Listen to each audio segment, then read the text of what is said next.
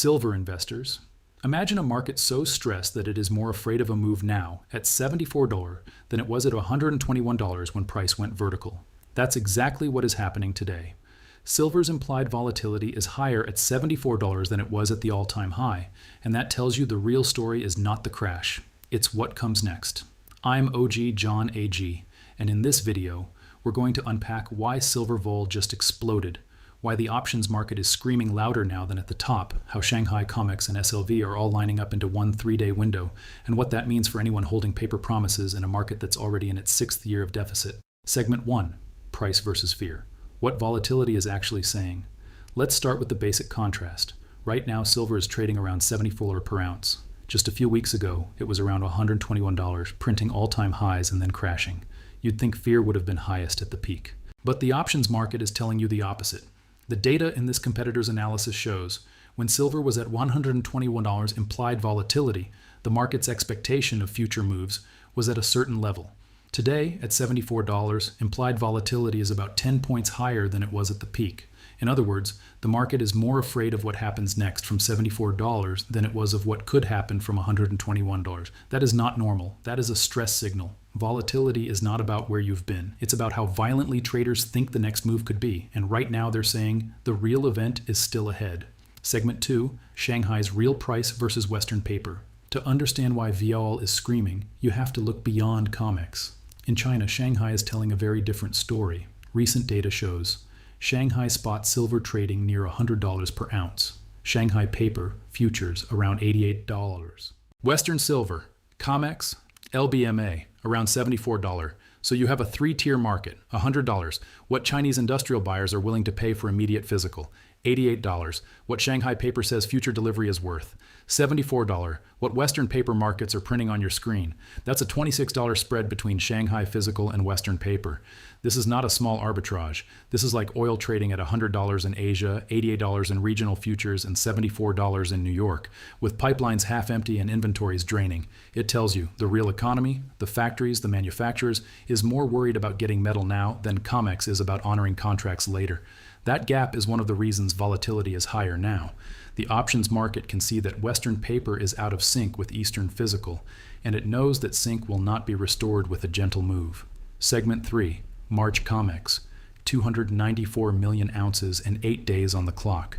Now let's look at the bomb sitting under the volatility surface. March Comex silver. According to the competitor's breakdown of CME data, March open interest recently stood at 58,770 contracts. Each contract represents 5,000 ounces.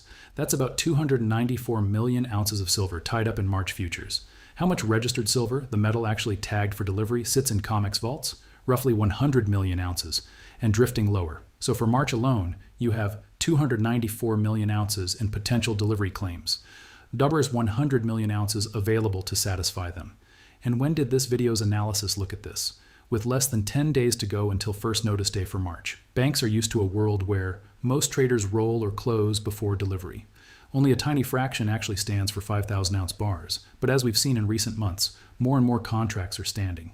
So here's the setup that implied volatility is trying to price. If even a modest percentage of those 294 million ounces are demanded for delivery, Comex is short tens of millions of ounces it does not have in registered inventory. That's not a tidy, gradual problem. That's the kind of problem that reads gap move on an options trader screen. Segment 4, 3 dates, 1 bottleneck. The fear in the options market is not random. It's tied to 3 specific dates stacking up on the calendar. February 20th, SLV options expiry. Huge open interest in call options on SLV, the big silver ETF, sits just above current price. If silver rips higher into that expiry, a lot of institutions owe a lot of silver exposure to option holders. February 24th, Comex options expiry and Shanghai reopens Comex silver options expire. At the same time, Shanghai comes back from Lunar New Year with spot still anchored near that $100 handle. If Western price is still in the 70s while Shanghai reopens near 100, that gap demands a violent adjustment. February 27th, Comex first notice day for March silver. Any long still holding March can say, I want my 5,000 ounces. That's when those 294 million ounces of paper begin to transform, or not, into metal. Volatility is higher now because the market is staring at an 8-day window where SLV options could force ETF counterparties to chase exposure. Shanghai could enforce the real physical price. Comex could face unprecedented delivery demand. This is not one event, it's a cluster. Segment 5. Why implied vol at $74 is more dangerous than at $121.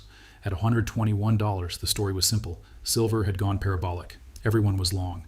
CME could hike margins, shake people out, and force a crash. Implied volatility rose into that, but it was still normal for a blow-off top. Now at $74, implied volatility being 10 points higher tells you something different. Price is lower, but uncertainty is higher. The distribution of outcomes, especially to the upside, is fatter. Why? Because the question is no longer just, will this rally keep going? The question is, can this system deliver?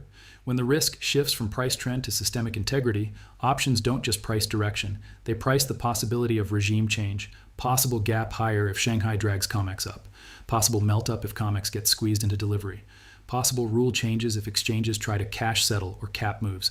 That's why VL is higher down here. The next big move might not be a spike that you can fade. It might be a break that you can't easily step back from. Segment 6. Who's paying 20% more and why it matters? The competitor's analysis points out a critical detail. In China, industrial buyers are effectively paying about 20% more than Western paper price to secure metal.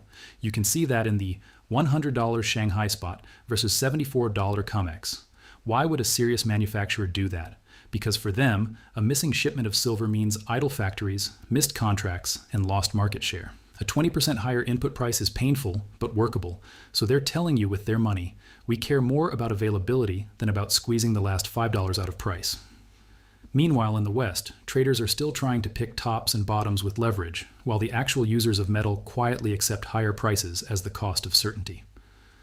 That disconnect is another reason AVL is elevated. The market knows that as long as real-world buyers are willing to pay more, paper price cannot stay this far below physical clearing levels forever. When that gap closes, it doesn't close with a slow grind. It closes with a repricing event. Segment 7. 6 years of deficit. Why every crash is on borrowed time. Under all of this sits one hard fact. The silver market is in its 6th consecutive year of structural deficit. That means, for 6 years in a row, the world has consumed more silver than it has produced. The shortfall has been covered by drawing down above-ground stocks, inventories, vaults, scrap. Cumulative deficit since this streak began is now in the hundreds of millions of ounces. You do not erase that with one crash, one Fed headline, 1 week of U.S. markets open, metals tumble. All you do with crashes is transfer metal from people who don't understand the deficit to people who do. Volatility is higher now because the market is discovering we've already burned through the cheap buffer. Every new dip has to fight against a background where physical is tight, not abundant. That's why the options market is saying, yes, we can see 60 again, but we can also see a violent repricing higher if anything goes wrong with Comex or supply. Segment 8, systemic risk, Strait of Hormuz and the dollar's backing. The competitor's analysis also ties in the Strait of Hormuz and Middle East risk. Key points. Around 20-30% of global seaborne oil flows through that narrow waterway. Recent missile launches and naval tensions have raised the probability of a shipping disruption. Why does silver care? Because what backs the US dollar, in practice, is not just the Fed's promise. It's control of sea lanes, control of energy pricing. If a conflict in Hormuz challenges that control, forces oil sharply higher, freaks out bond markets, then the world's appetite for paper promises shrinks fast. In that scenario, silver is not trading just as pretty metal. It's trading as a crisis hedge with industrial kicker. Options traders see that too. They know a geopolitical shock can hit at the same time as a Comex delivery crunch and a Shanghai reopen. That stacked risk is another reason volatility is not calm here. Segment 9. What all this means for you, paper versus metal. So, how should you read implied volatility being higher at $74 than it was at 121s? Here's what it means in practice. If you're trading paper with leverage, you are sitting inside a machine that is pricing big, sudden moves, both up and down, as increasingly likely. Stops and margin will decide your fate more than your thesis. If you own unlevered metal, volatility is just the cost of admission. Your real question is, do I think the system, Comex, LBMA, central banks, can keep this price disconnected from physical for years or just months? If you are thinking of buying options, you are paying higher implied volatility now. Options aren't cheap. But they are pricing in a real risk that something breaks around those February 2024 to 27 dates. If you are industrial or long-term stacker, you care less about IV and more about whether you can still secure tons of metal at prices anywhere near today's levels. Shanghai paying $100 says the answer might soon be no. The big picture, high implied vol at lower price, is the market's way of saying we don't trust this calm. Something big is coming. Segment 10, final word, the calm price, the loud options market. So yes, silver is at $74 today, not $121. Yes, it has already crashed hard once and dropped again. But the options market, the Shanghai premium, the Comex open interest, the 6-year deficit, and the geopolitical backdrop are all flashing the same message. This story is not over. The next chapter will not be quiet. You've been watching John AG here, and I'm OG John AG. If this helped you see why silver's implied volatility screaming at $74 is more important than any headline saying metals tumble again, hit like so this doesn't get buried, smash subscribe with all notifications on, and drop a comment. Price or volatility, which do you trust? Tell me if you believe the calm on the screen or the fear in the options. Because on this channel, we don't just watch the price, we watch where the professionals are betting the next move will break the system.